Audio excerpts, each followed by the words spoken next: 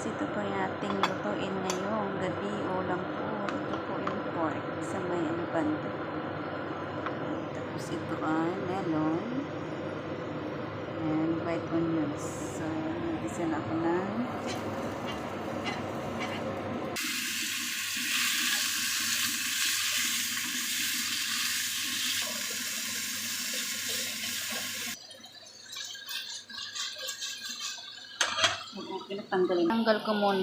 tinanggal ko muna yung pork kasi igisa ko itong melon. Ayan, at nilagay na natin ang white onion.